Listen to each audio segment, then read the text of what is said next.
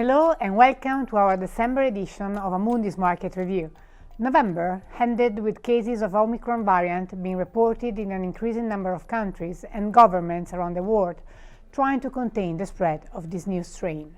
It is too early to know today if this new variant will be resistant to existing vaccines, and we do not have any details on its transmissibility yet. However, we are confident that we will be able to handle it and contain the rise of fatalities and hospitalizations, as it has been the case with the more recent waves.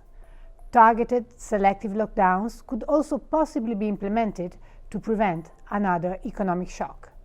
While markets were already nervous, they sold off globally on Friday, November the 26th. The sell-off was widespread and included risky assets as well as safe havens. For the time being, we think it is a correction rather than a capitulation. Though November was marked by a long series of important events, they seem they have faded away and to be already in the rear view mirror.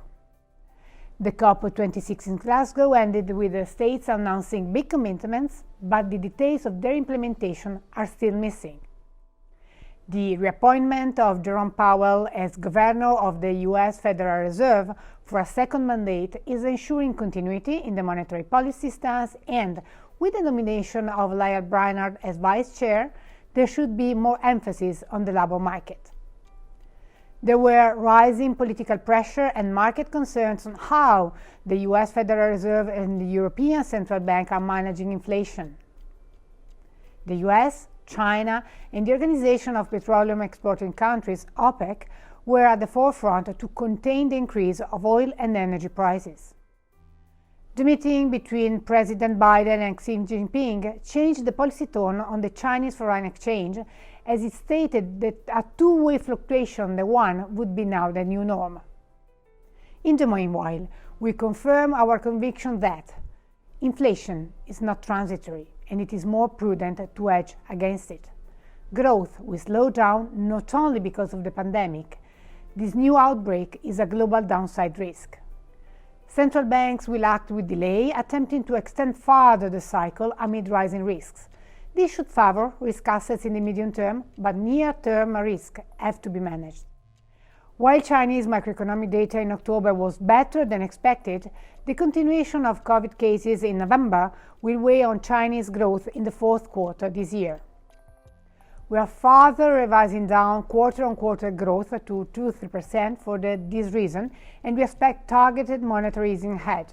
We see strains in the short term, but we remain constructive in the medium term. Before Omicron, economic momentum was accelerating in the US, while it was decelerating in Europe.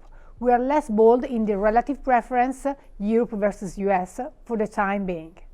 In November, volatility was on the rise at cross-asset levels. Fixed income yields moved lower, but both in nominal and real levels when inflation then is considered.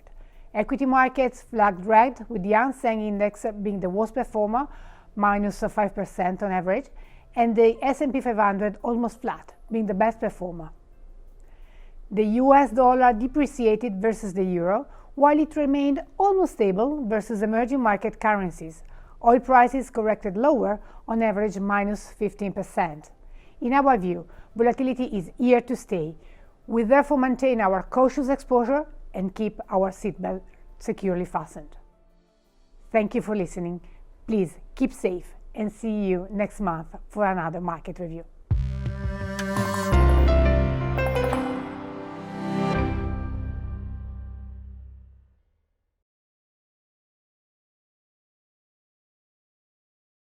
TMB และธนาชาติเปลี่ยนเป็น TTB เปลี่ยนเพื่อให้ชีวิตคุณดีขึ้น